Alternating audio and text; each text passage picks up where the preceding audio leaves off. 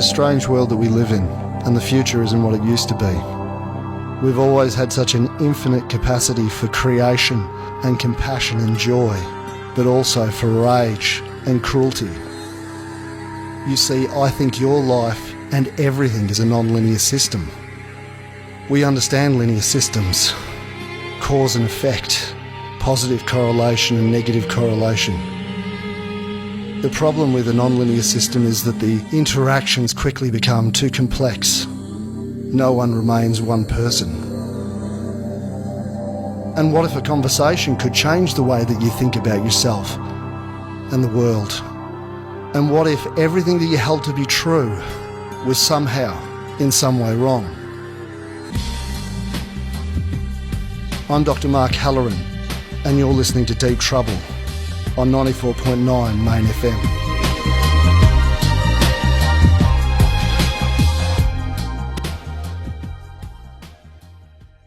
And it's time for Deep Trouble here on 94.9 Main FM, and I have Mark Halloran in the studio once again. It's great to be here, Steve. Isn't it fun? Yeah, it certainly is. We've got some great interviews in the third series, including the one tonight, Peter Singer, a legend in the world of ethics and moral philosophy. The main point, I suppose, of the exercise was that he is really pushing his foundation, The Life You Can Save. And there is a website, and a very good website, and you can get a lot of information from it, can't you? Yes, the book is being released as an ebook to promote the foundation and the idea that effective altruism can potentially wipe out severe poverty around the world. We know that $130 billion is currently spent on aid at the moment, but according to analysts, if $60 billion was effectively spent, then we could wipe out poverty within 1 year. So the implication is that a lot of aid money is being wasted. Yes, it's ineffective. But a lot of it is around the fact that there isn't very much in terms of the NGOs and the charities involved in trying to eradicate poverty. There's not very much research in terms of the way that they do it in terms of scientific efficacy. And traditionally that's been the case. So effective altruism is about finding where you can invest your money, where it will have the greatest effect. And there's a website called GiveWell, which will direct you towards organisations, effective altruistic organisations that will do the most good. Some people, and I'm one of them, might feel a bit guilty listening to this interview because, well, it really made me question whether I really am a generous person. Right. I went down to Melbourne on the weekend and I passed very many people sleeping on the streets of Melbourne. The majority of people have learnt not to see them. Do you think this lack of generosity is a major problem in our societies today? The research on this shows that if you give, and some of this research is outlined in The Life You Can Save, which is if you gave people a story about a single person, so a little girl in Uganda, and talked about her situation in terms of access to clean water, access to food or fortified food, that people are more likely to donate for a single person, for a single story, than if you told them that 10 people were in that situation, 10 children. So there's something about personalising it for people. And, you know, extending that, if there was just one person begging on Swanston Street, you're much more likely to give money to that one person. But you look up and you'll see tens of beggars lined up Swanston Street. And so... And I suppose you're not the only person walking past them as well, so there's a bystander effect as well, which is what we talk about.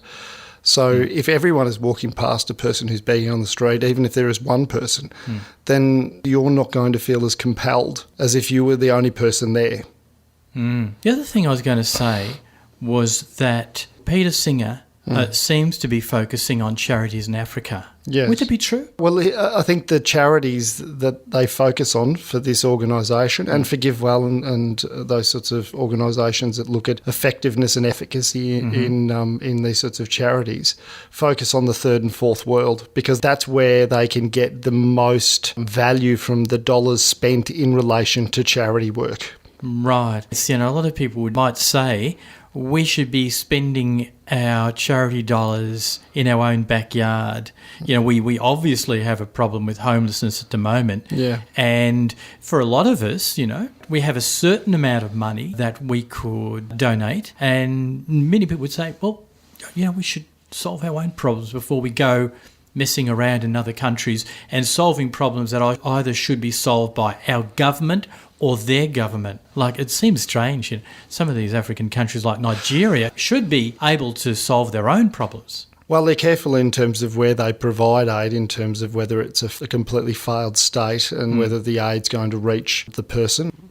There's often misconceptions around how much our governments provide. I think America and Australia, their aid budgets, international aid budgets are quite low. But the other thing about it is that this effective altruism movement is cold-eyed and clinical in terms of its scientific approach. So they're kind of bypassing those feelings. Peter Singer in his book gives examples of millionaires who donate within their community and run all these great humanitarian organisations that help poorer people within their own community. But their contention is simply that if you're going to donate money, and all people are the same, so being in Uganda doesn't make you any less worthy than being in Australia or America or anywhere else. They're not non-people. That the greatest effect you can have is by donating to these charities that are working in the third world, because that's where you will save a life potentially. I like his comment during this interview that he would like wealthy people, like the very wealthy, to be vying for the most effective or the most generous philanthropist, Yes. rather than vying for who's got the biggest mansion and the most number of luxury cars. But it's a great interview, and I think people will enjoy it. Sure. Your interview with Peter Singer. So let's hear it now. Dr. Mark Halloran in conversation with Professor Peter Singer.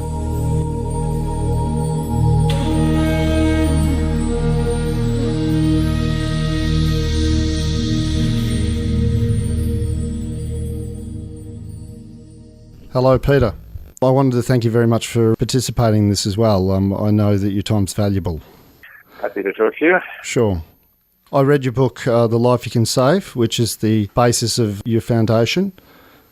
And I was reminded, because of my background in psychology, of an article I read during my undergraduate degree, which was entitled, There is No Such Thing as True Altruism. And I know that you touched on this in your book, and I wonder what your thoughts were on that. Yeah, well, coincidentally, I'm teaching a class at Princeton at the moment, and I just speaking to the class, two people who have both donated a kidney to a stranger, two people who decided that because they knew that the chances of them needing two kidneys is very small. One of them said, roughly 1 in 4,000, whereas there are lots of people who have to live on dialysis, which is a pretty low-quality life, and have a shorter lifespan than they would if they could get a kidney donated. They both, quite independently, they didn't know each other, decided that they would donate one of their kidneys to essentially the next person on the waiting list. One of them particularly selected a hospital in his city, Philadelphia, that serves African Americans mostly. I find it very hard to see how what they're doing is not altruistic. It's really difficult to see any other motivation for it. And I think they're two of many examples of people who do act with genuine altruism.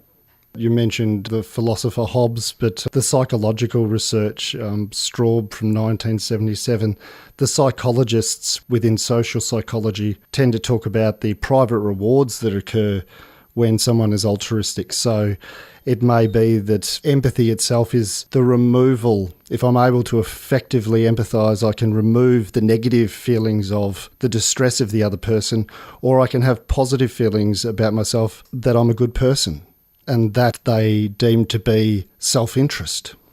Yes, well, firstly, I would say I don't regard that as self-interest. I think the fact that people feel empathy for others and want to help them is a very desirable pro-social kind of attitude that they have to other people. And I think it's completely different from the attitude that people have when they want to either gain material wealth or simply thinking of becoming famous or something of that sort. So I think to say that they're both acting in terms of self-interest is at best misleading, if not simply inaccurate. I think we ought to understand the notion of being altruistic as having that concern and empathy for others. But in addition, actually, one of the two people who are speaking in my class today described himself as autistic, and autistic people are not famous for their empathy for others, to put it mildly. And he felt that, that if he hadn't donated, he wouldn't have troubled him greatly. It might have occasionally crossed his mind, but it wouldn't have, been a serious problem for him to relate to. But he simply thought, having had the issue raised in a philosophy class, interestingly enough, about how much we ought to do to help others, he thought that was the right thing to do, and that was why he acted. I mean, even though the risks are quite small of having surgery to remove a kidney, and even the lifelong risks are quite small to the donor, you found it quite an extreme thing to do. I do, actually. You're right. And I suppose, it's the undergoing an operation and the recovery time of that still seems to me harder to do than giving away even quite significant sums of money. And it's a little hard for me to justify that or explain it. But it is, I guess, an emotional response to the idea of going into a hospital and having a procedure like that, which is not related to any necessity of my own health or well-being in the direct sense.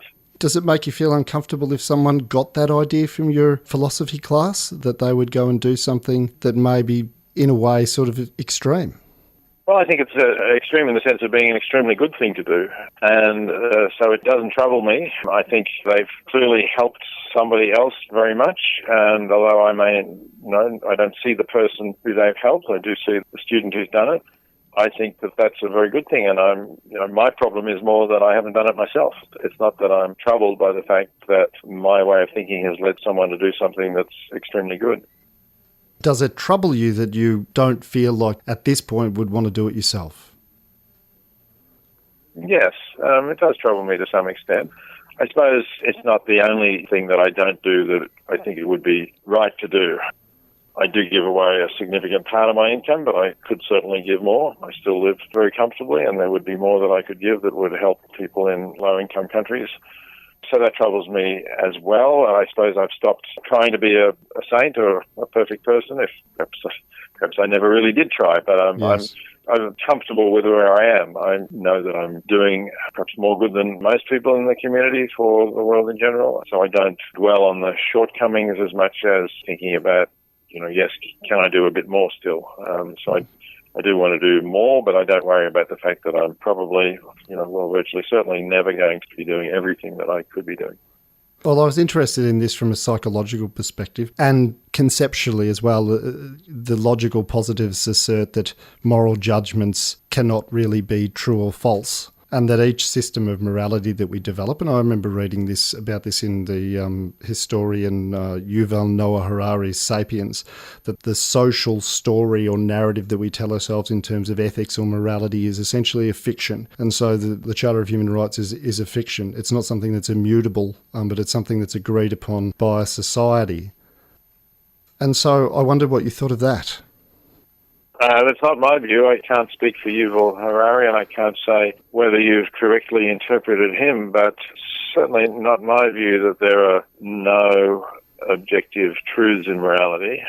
Certainly there is variation in morality across different societies, but then there's variation across different societies in beliefs about the origin of the earth or the development of different life forms. And I think that some of those views are false, and there is essentially one view that is correct on that question. So the fact that there's diversity in moral views across different cultures isn't itself enough to show that there's no truth to be discovered. I do think that certainly some of these moral views we can be pretty confident are not correct. Sorting out exactly which is the correct one might be harder, and it's certainly harder to get agreement on it. But it may still be the case that there is one true moral view. I suppose I thought that, utilitarianism in terms of looking at the consequences, it's not to say that the fictions, that when we talk about fictions, like whether it's a system of ethical or moral conduct in Mesopotamia or the caste system in India where people are treated differently based upon a particular system that's developed by a society, because you can tell a lot of things from consequences, whether you feel as though the consequence is good or not good. Yes, certainly I would judge those systems by their consequences, and I would judge the ones you mentioned as not good, and it's significantly if you're talking about the caste system in India, of course. A lot of enlightened people have opposed the caste system in India very strongly, and there's been moves against that, even if it still lingers, and I think it lingers more in less educated areas, rural areas perhaps, than it does in more better educated urban areas. So I do see that as something that will recede with more education of the population. And I think that in itself indicates something about things that are not just relative. It's not just that one system is as good as another, but when people develop a broader view of the world and better understanding of the origins of beliefs that people have, they reject this view that people are born into certain castes and therefore should have certain professions and not have others. That's seen as based on myths and as contrary to basic notions of fairness or justice or what will have the best consequences for society. That's why cultural relativism fails, because you can certainly judge things by their outcomes of whether they're good or not. The thing that I was interested in the core of this argument was about morality. I know you've talked about the right to life, people in relation to abortion, and the idea of sanctity of life as being a unscientific construct. And I was wondering whether morality itself was an unscientific construct. If you're talking about, views about morality and what's right or wrong, it's not a scientific construct in the sense of something that is empirically provable. You can't run experiments as to whether utilitarianism is the right view rather than, let's say, John Rawls' theory of justice or something else. It might still be that it's scientific in the sense that, the way that Germans, for example, use the word Wissenschaft, which is a broader concept than our empirical science. So it's something that can be a subject of serious study and scholarship, and perhaps out of the arguments that one can have in philosophical discussions of the nature of morality, you can get to at least better moral views that are closer to the truth.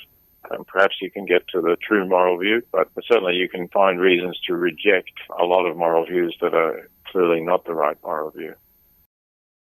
I'd read about you saying that the left needed to take more of a Darwinian evolutionary perspective in terms of understanding, I suppose, antisocial and pro-social behaviour, or that you sought to step out of that and take the perspective of the universe. And I wondered how you were able to do that.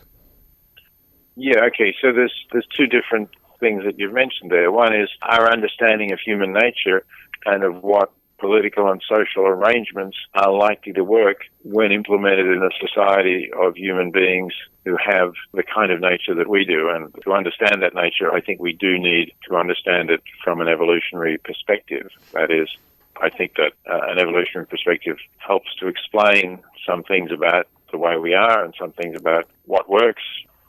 Why, for example, Marx was basically wrong about what would happen if you changed the economic basis of society so that there was no more private property. And so I think the left needs to understand that to the extent that it still holds some of those views that reject an evolutionary understanding of human nature. It needs to get rid of those views and to try to work out how to produce a fair and just society with human beings as they are. So that's the first point about, you're basically referring to the little book I wrote called A Darwinian Left. But then you mentioned this point about taking the point of view of the universe, which is a phrase that I've taken from the 19th century utilitarian Henry Sidgwick and used as the title of a book that I co-authored with a Polish philosopher, Katarzyna de Lazary-Radek, which is essentially a study of Sidgwick's views and an attempt to put them into a modern context. So I do think that it's possible to take the point of view of the universe, and I should make clear that this is a metaphor. I don't believe, and Sidgwick didn't believe, that the universe actually has a point of view. The universe is not a person, not the kind of thing that can have a point of view. But you and I, given that we have capacities for reasoning, can look at how things are from a point of view that Sidgwick was referring to when he talked about taking the point of view of the universe. That is, not my point of view, not your point of view, not the point of view of Australians or Russians or whoever else it might be, not even necessarily the point of view of a human being, but the point of view that can look at the universe as a whole and make judgments about what would be better or worse from that universal perspective. And I do think that that's possible. We can do that, and we certainly get different outcomes than if we look at things and act just from our own personal point of view or from a national point of view or some other group like that. Well, I guess it's stepping outside of things that are like a nationalistic framework, but I don't know whether you can divorce it from our evolutionary biology, the desire to do that. So the desire to do that is another question, right? And Yes. you're correct that our evolutionary biology probably is something that counts against the idea that we will ever get, or ever as a long time, that we will soon be able to expect that most people will take the point of view of the universe. I don't think we should expect that. I think that's very unlikely. So that's why, as I say, we do have to reckon with people as they are. But nevertheless, if we're trying to work out what's the right thing to do, which is still a basic question, even if we don't expect everybody to do the right thing, knowing what's the right thing to do might help us to make social arrangements that will be closer to ending up with the right outcome. So I think if we're doing that, then we can sit around and talk about this, and I do this with students and colleagues, and discuss what we think of as the right thing to do from that universal perspective. You're listening to Dr. Mark Halloran in conversation with Peter Singer, Professor of Bioethics, Princeton University. It's sort of like what Noam Chomsky talks about. When you think about other people in other countries, they become non-people. And it feels like your book is about overcoming that. Certainly I want to overcome those barriers that we see people in other countries as non-people or as people who in some way don't count very much to us. Yes, I think we should be thinking much more globally in that respect, and we should be thinking about what we can do effectively to help them. So you're right that part of my book is overcoming that barrier, sort of stopping at the borders of our society. And the other part is this question of gathering evidence and working out what are the most effective things that we can do that will best help others. I know you mentioned that you feel as though the modern left has to move away from some of the Marxist ideas, and I know you've written about that because in your book you talk about world poverty having fallen from 34% in 1993 to 10.7%, and it feels like you attribute that to some extent to perhaps democratisation and the spread of capitalism. Would that be fair? Yes, I think democratization plays a role. I think it's not necessarily big capital, but I think the spread of markets rewarding people who are efficient producers and allowing innovation and enterprise is something that has certainly helped. And, there are also clearly scientific advances that have helped in understanding how for people to avoid illnesses, in helping them to get information about the world. I think, for example, the spread of mobile phones has helped to reduce poverty because it's meant that people in rural areas who previously were at the mercy of outsiders telling them, what the price was for the grains or vegetables that they were producing, now have access to instant information as to what their product is fetching in some market far away. So, there's a lot of factors that have, I think, help to reduce global poverty. But I think the freeing up of markets is one thing, but there are many others as well. Well, I feel like perhaps the interaction between effective international aid and the ability to support domestic political stability in the place where you're providing aid, those seem to be very important factors. Yes, certainly you're quite right that political stability, reasonably good governance, and very few governments are perfect, but reasonably good governance, the absence of war, of course, war, whether civil war or wars with other nations, is a terrible destroyer of wealth and casts people into poverty. So, despite the headlines of particular wars, whether they're Syria or the Congo or somewhere like that might get, the world has been relatively free of wars in the 21st and late 20th centuries. So, I think all of those things do help. Well, I think you also address some of the misconceptions around the way that we think about poverty as well. I mean, for most of human history, the population size hasn't really exceeded 1 billion, but in perhaps before the 20th century, and subsequently it's gone up to about 7.9 billion. But actually the living conditions for a lot of people around the world, even in the third and the fourth world, have increased, and we're experiencing the best living conditions that we've ever experienced. That's generally true, yeah. And a lot of people don't realise that. I think it's an important point. People seem to think that they read some of the headlines and they think, oh, things are getting worse. Poverty is always there. But all the indicators show that that's not true, that poverty is reducing, that the number of children dying before their 5th birthday has halved pretty much in just about 12 years. In the time when I wrote the first edition of The Life You Can Save, I was writing it in 2008. The figure I used there for the number of deaths of children under 5 was something like 9.8 million. In the updated edition that I will be at by the end of this year, it's down to 5.3. So that's pretty impressive progress too. I felt like the purpose of this interview to some extent wasn't to try and argue against the ideas or the idea of effective altruism, but for me to act as sort of a devil's advocate. No, it's definitely good to put objections, because I'm sure some of your listeners will have those objections in their mind, and if you put them, it gives me a chance to answer them. And I think that one of the most important things for me was addressing the psychological barriers. When I read your book, I had to investigate those within myself. As I worked my way through, they came up. And I thought we could talk about the psychological barriers that stop people from giving to people in the 3rd and 4th world.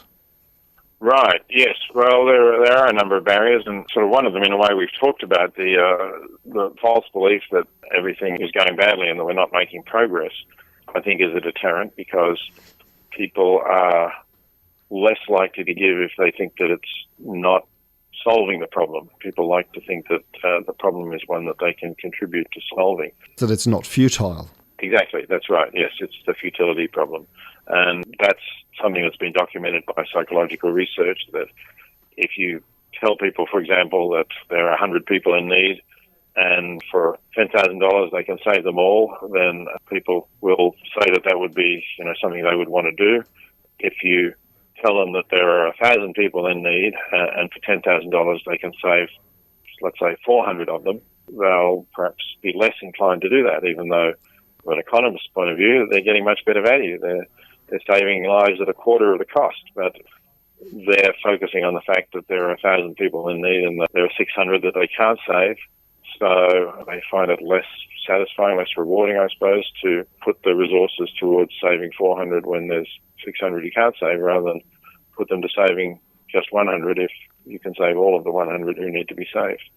Another issue, I think, here is what's sometimes known as the bystander effect, that if people see that other people are not helping, they're less likely to help themselves. So that's been documented also in research, that if people see someone else helping, they'll join in. If other people are not helping, then they're more likely to sit there themselves. So we feel this, of course, there are people who don't help with problems like helping people in need, and we're therefore less likely to. And related to that is the idea that we shouldn't talk about our giving, we shouldn't talk about helping, that somehow it's like boasting or not nice to mention to other people that you're giving to charities. And Christianity, I know you talked about that. Yeah. Yes, that's something that is in the Bible, that Jesus is quoted as saying, when you give alms, don't blow your trumpet, that's somehow boastful. And of course he says, they have their reward already, meaning they have their reward on earth because people sort of praise them for it, whereas if you give without boasting, you'll get supposedly much greater reward in heaven. But I think it's bad policy if what we want to do is to help more people, because if people talk more about giving and it's out in the open and they know that other people are giving, particularly their peers and others that they respect, then people are much more likely to give themselves. And I know that you mentioned Bill Gates talking about the Quran, where a verse quotes about essentially doing your philanthropy in public so it encourages others. I feel like the downside of that is the skepticism that it engenders in other people about your motivations. About your motives, yes. I mean, I suppose that is true. People will say, they're doing it to be known or whatever, but I still think the evidence suggests that it does encourage people to give, and that's the most important thing.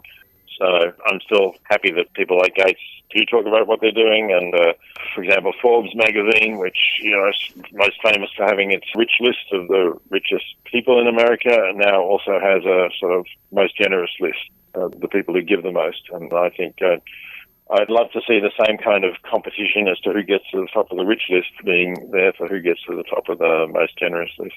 Well, it feels like that your work and the work of the foundation in relation to those people who are billionaires and the wealthiest 0.001% is around making that idea of philanthropy part of the status symbol about being rich. Yeah, that's certainly right, yeah. It would be much better if people got status from being the most effective altruists rather than simply from being the richest or from having the largest yacht or wearing the most expensive watch on their wrist or whatever else it might be. You're listening to Dr. Mark Halloran in conversation with Peter Singer, Professor of Bioethics, Princeton University.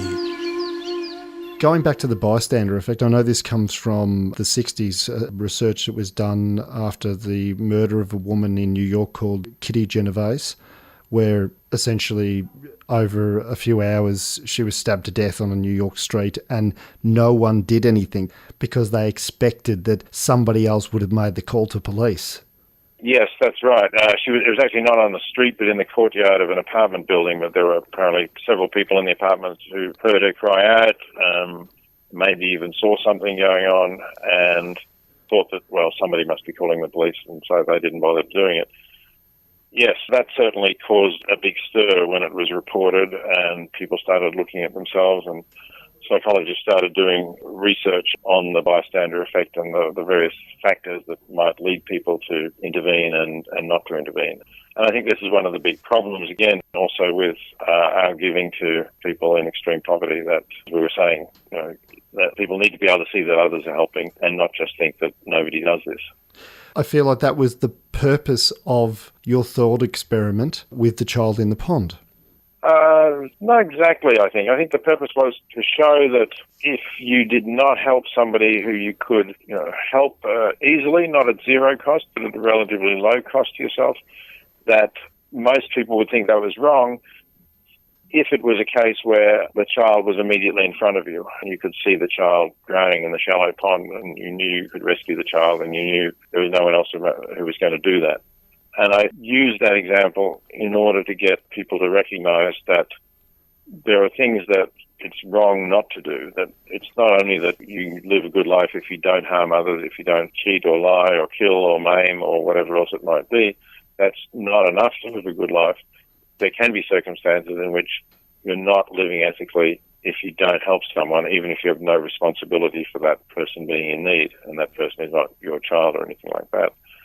And then I wanted to move from the case of the child in front of you to the case of the child in a low-income country on the other side of the world and argue that that still applies, that even if you can't see the child, if you know that you have the ability to help the child, perhaps through an effective charity, then it's not really morally significantly different from the case of the child in the pond.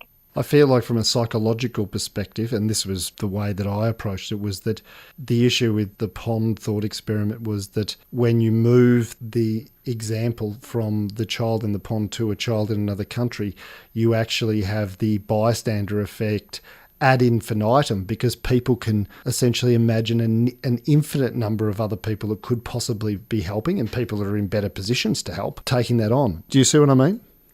Oh, you do certainly have the bystander effect. Yes, that is correct.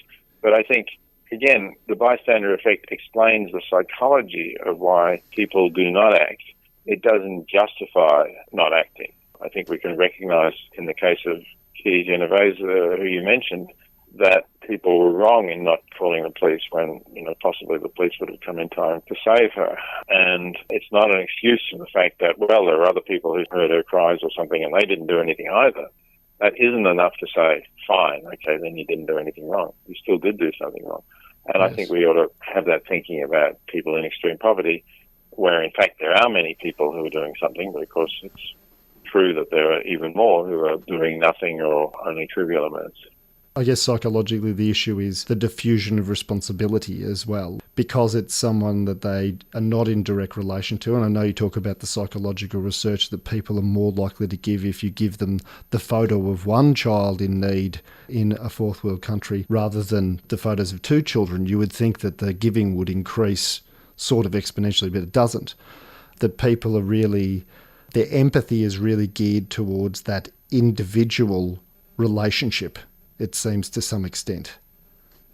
Yes, well, certainly if you have an identifiable individual, that again makes people more likely to donate to help an identifiable individual, rather than say, if I give to the Against Malaria Foundation, which is a highly effective organisation that is distributing bed nets to people in regions where children die from malaria, I will never know which child my donation saved. I may know statistically that it is extremely likely that my donation saved a child, or maybe saved more than one child, depending on how much I gave. But I can't identify the individual who I saved, and that is for many people, unfortunately, a kind of deterrent, or at least makes it harder for them to actually work themselves up to giving. But again, ethically, we know that they're all real children. Every child is a unique individual.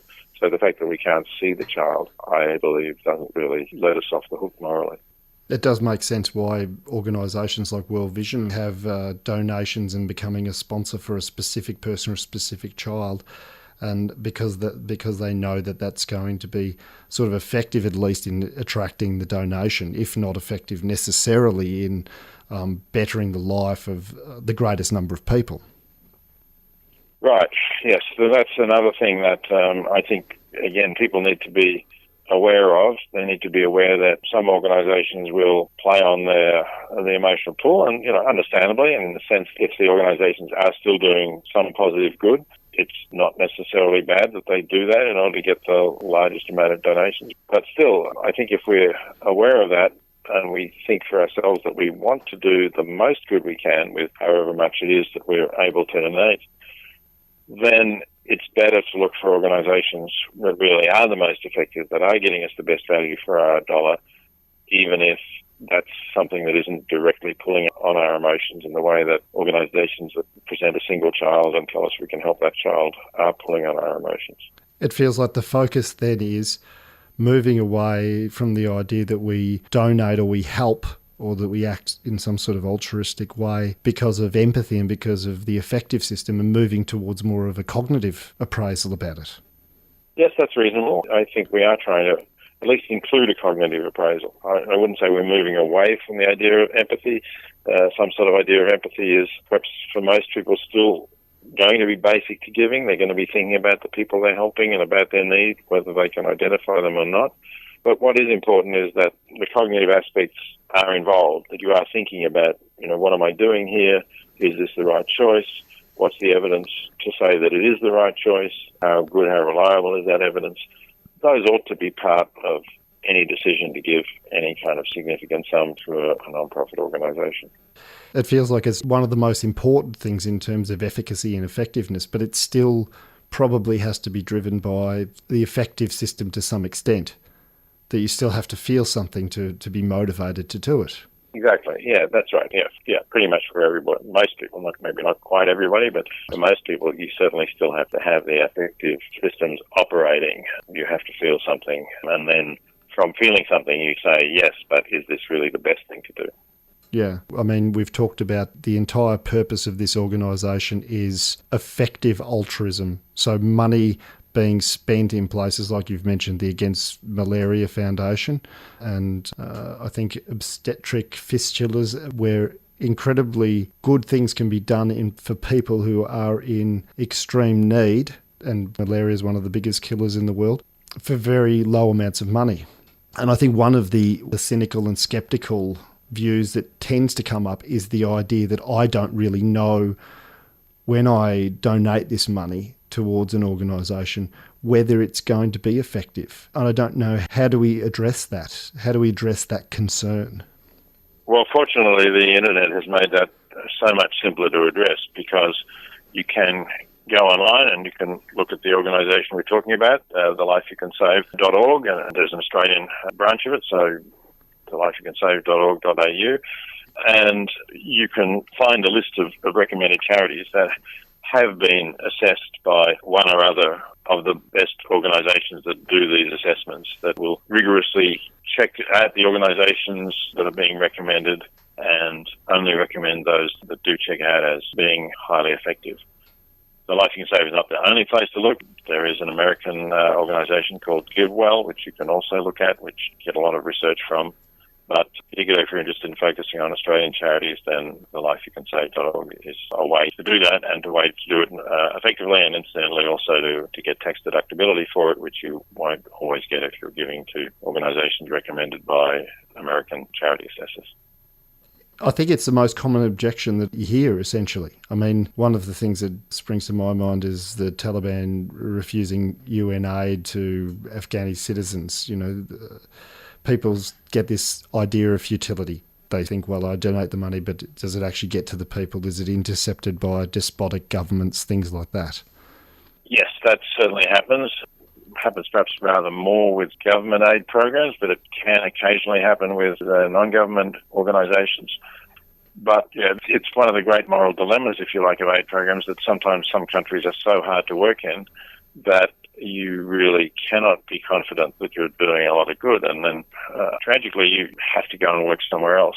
If you're not doing good, then there's no point in working in a country where the conditions are so bad and things are so corrupt or so dangerous to your workers that you can't say to your donors, we can have a high probability of doing good, or we have a high value for what we're achieving. So I think sometimes you have to say we need to work in an environment where we can be more confident that we are achieving what we want to achieve. It's what we sort of talked about before, which is the interaction between international aid and the political stability of the place where you're providing the aid. But I mean, lots of the places are politically unstable, aren't they? I mean, there'd be classified failed states. Well, certainly some, but, there are plenty that are not failed states where there is a reasonably stable government, and the governments will vary as to how good they are, how effectively they're working. But, even in countries where nobody would think the government is a great government, if you have a history of working there and being able to get the aid to the people who need it, that's a good thing. And I think, say, for example, talking again about the Against Malaria Foundation, they're now working in what's officially known as the Democratic Republic of Congo, and that's been a dangerous environment at times and places in terms of civil war there, but they're working in regions that are stable and they're able to distribute the beds to the people who need them, and people are using them. They check, they have independent auditors going around seeing that where they've distributed, the distribution has indeed been made and that the bed nets are being used properly. So, yeah, you can't sort of dismiss a country because you hear a bad story about something that happened there. Perhaps it happened even some years ago. These are large countries, and there may be some areas where you wouldn't be able to do this, but large parts of the country where you can. You're listening to Dr. Mark Halloran in conversation with Peter Singer, Professor of Bioethics, Princeton University. Do effective altruistic organisations risk over-corporatisation, either now or in the future? Well, perhaps in the future that will happen, but many of these organisations that are recommended by the Life You Can Save are really quite small. Take the one we're talking about again, the Against Malaria Foundation was started by a guy called Rob Mather in England. And basically for a long time, there were just two people working on that organisation, and they were able to do a great deal of good just at that level. They've gone a little bit beyond that now, but they're still not a large organisation in terms of employees, in terms of having offices, and so on. You take the Life You Can Save itself, which is an organisation which now employs, I'm not exactly sure, maybe it employs 10 people or something like that, or many of them part-time, let's say a full-time equivalent of 10. But it doesn't actually have any offices. People are working out of their own homes, connected online, obviously, and just occasionally they'll meet, online meeting, or perhaps once a year or something they'll meet in person, but it's a very uncorporatized, very streamlined kind of organisation with minimal costs of operating. It still feels like a grassroots organisation, essentially. Yes, I think that it can be seen that way. And one of the things that you can see, you can go online and look at its annual report, is that the ratio of dollars spent by the organisation to dollars moved to highly effective charities is, I think in the last report it was something like $1 spent on administration for every $13 moved to effective charities. So it keeps the costs very low, very lean, and does a lot of good with the money that it does spend. And there's transparency, obviously. I feel like this is a barrier for people in terms of giving as well. is that the idea of where that money goes within a corporation. So I know that over time, even things like breast cancer research, so foundations that raise money for breast cancer research, and we had Pink Ribbon Day and things like that, started to read a development of a sort of a skepticism and a cynicism around where the money went. These were some of the most effective organisations in raising money for breast cancer. And now there are a multitude of therapies for breast cancer, but it actually took money away from other areas of research for even more aggressive types of cancer, cervical cancer and things like that. That's why I wondered about that danger, that you can start to validate it back to yourself. You can say, well, we're growing, we need to put more money into the corporation side of it so that we can do even greater good. Yes, it can happen. It certainly does happen sometimes that then you develop a staff and your main problem then is to raise funds in order to keep the staff employed, and you perhaps are not putting as high a ratio into the actual projects, programs that you're trying to support. So that's what people need to look at, really, and that's what these independent assessors will do. They will drop organisations. Life You Can Save or GiveWell will drop organisations if they're no longer seen as producing a really cost-effective return on the donations given to them. That's all part of the picture. So I know that these organisations in the places they work, like Kenya, and I think there's GiveDirectly is experimenting essentially with basic universal income, that they do random controlled trials. Do the assessors go into those places on the ground to assess those trials? Do you have independent assessors going in to do that? Oh, definitely, yeah. In fact, the trials are not conducted by GiveDirectly. The trials are conducted by other organisations that are specialists in doing that research and doing those trials. Yes. So they tend to be academic organisations that have an interest in those questions, and the researchers will conduct the trials and will publish the results of those trials. Ideally now they announce the trial in advance, because something that's been found to happen in not just in this area but in science in general is that people will publish results when they get the results they want, and otherwise if they do a trial then they just won't publish it, and nobody will know that the trial was done and didn't get the results they want. A publication bias. Yes, exactly, publication bias. So the gold standard organisations will, including GiveDirectly, will say, we're trialling this basic income scheme, we're going to do a randomised controlled trial on it, the results will be available in whatever it is, 2 years or something like that. And so they're putting themselves on the line. And if the trial is done and the results don't support what they're doing, then they're going to have to rethink that. And all of their donors are going to know about it because they've told their donors in advance, we're doing this. So I think that's the way in which organisations should work, and they should be prepared from time to time to say, well, we tried this, but it didn't work, so we have to look for something better to put our money into. Well, I think that was my next question. I think you essentially answered it, but I spoke to the director of the Centre for Open Science, Tim Errington, because I used to work as a scientist in biological research, neurodegeneration, and we talked about those very issues within research, that essentially this centre was started by John Arnold, who was a venture capitalist, who's mentioned in your book, the Laura and John Arnold Foundation. Yep.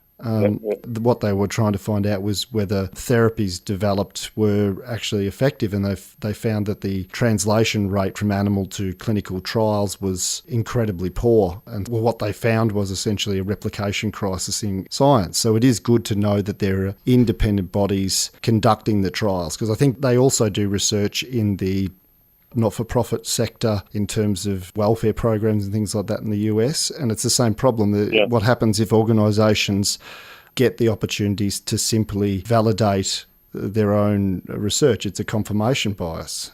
Absolutely, yes. That's something that I think people are now increasingly aware of, and they're trying to guard against that. And as I say, there are organisations that have very publicly said, we tried this, we thought it looked good, but the results came in that it wasn't good. So they've actually told charity assessors like GiveWell that we're recommending them and particular programs to say, you should take us off the list because this hasn't worked out as we wanted it to.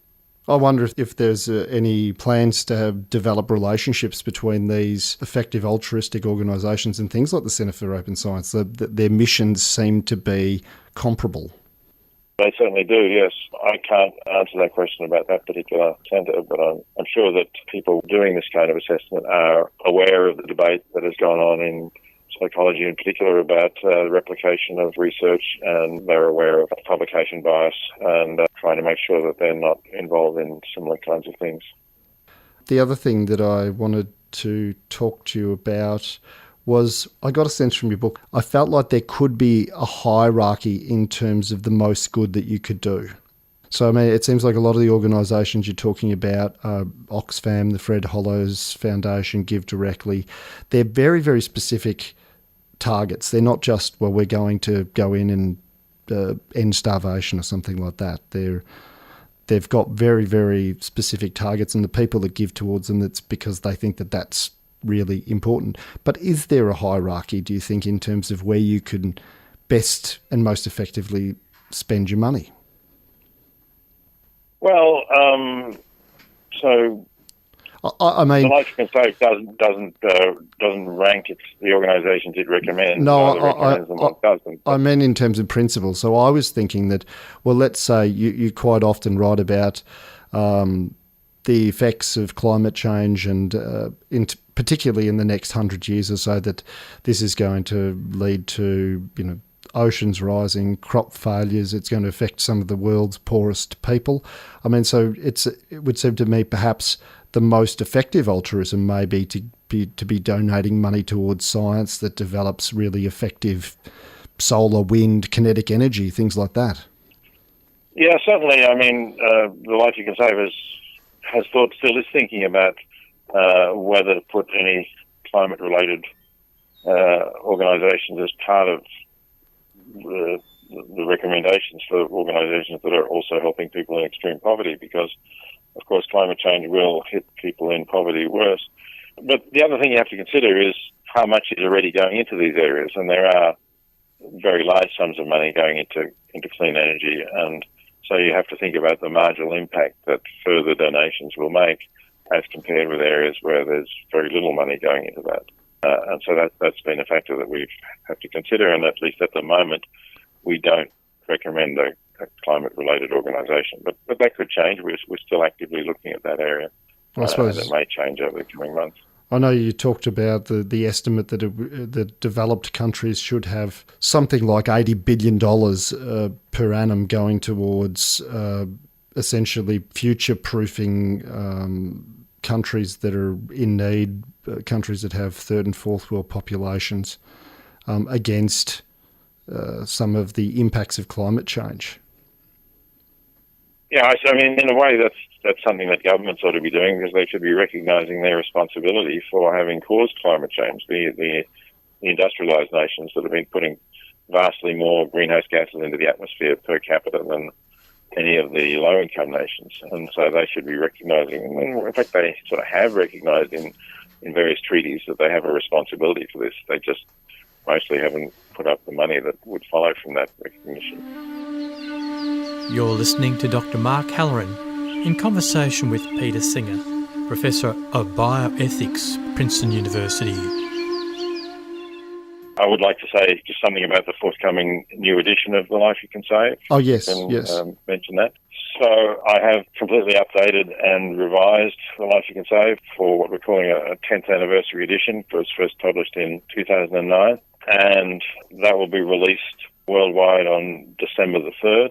It's going to be available free of charge online by going to thelifeyoucansave.org or thelifeyoucansave.org.au, either of those. And you'll be able to either download it as an ebook, or you'll be able to download an audio version which will have chapters read by a number of celebrities. One of my favourites is Paul Simon, at least to my generation, very famous as part of Simon and Garfunkel, is reading a chapter. Mike Schur, who people who watch The Good Place, the TV series, which has quite a lot of ethics in it, has written a foreword and is also reading his foreword.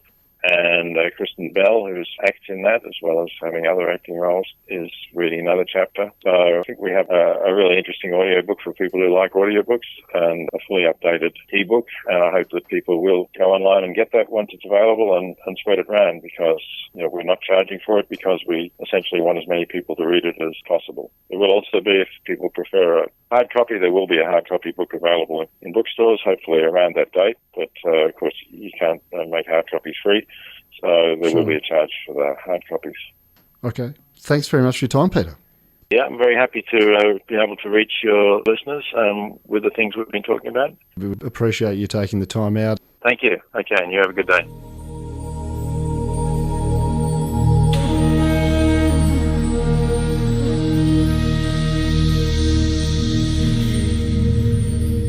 And there it was, Mark Halloran in conversation with Peter Singer. There's a lot there for us to think about, I think, Mark. Yes, I think so. You know, earlier on I was saying that it made me feel guilty. And you had an interesting comment. You said guilt must have a purpose. Well, I think that guilt is very instructive. So it has a purpose. So if someone doesn't feel guilt at all, they're probably a sociopath. It's probably fairly well correlated with antisocial personality disorder, impulsivity and the inability to empathise with others.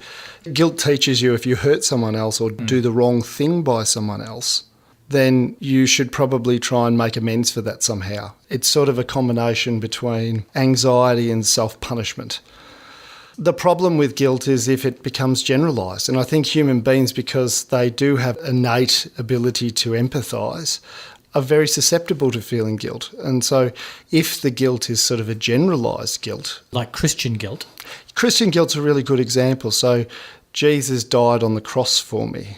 And therefore, when I was raised as a Roman Catholic, he died for your sins. You're a sinner and he had to give up his life for you. Sure. I'll give you an example too. Yes. Of specific guilt. When I go to the supermarket and I want to get half a dozen oranges, yes, you know how they have those plastic bags in a roll and you got to rip it off? And whenever I rip off the plastic bag and put the oranges in it, I feel guilt. Do you? Yeah. Because of the plastic bag? Yeah. Right. But the very next time I go in, I do exactly the same thing. Right. Well, it's obviously the amount of guilt you feel is not very motivating. And you're unable to sustain it, are you, to be able to achieve behaviour change? All right, I think we should be serious. Sure. Next week, we'll be back again for another episode of Deep Trouble, and you'll be interviewing... A continuation of the effective altruism theme. We'll be talking to Michael Fay, who's the CEO of GiveDirectly, which is ranked as one of the most effective aid organisations in the world and provides basic universal income as a random controlled trial in places like Uganda and Kenya. And this is one of the charities recommended in The Life You Can Save. All right, so today's interview was kind of a general look at effective altruism. So next week we're going to be focusing in on a particular charity and seeing how it's actually done. Yes. Okay, so sounds very interesting. I hope you join us next week.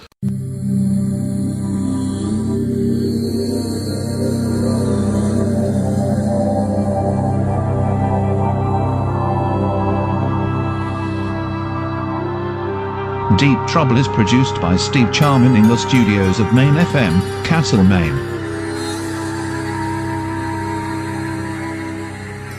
Trouble magazine would like to thank its sponsors: Ararat Gallery Tama, Bendigo Living Art Space, Fox Galleries Melbourne, Manningham Gallery, Swan Hill Regional Art Gallery, Wangaratta Art Gallery and Western Sydney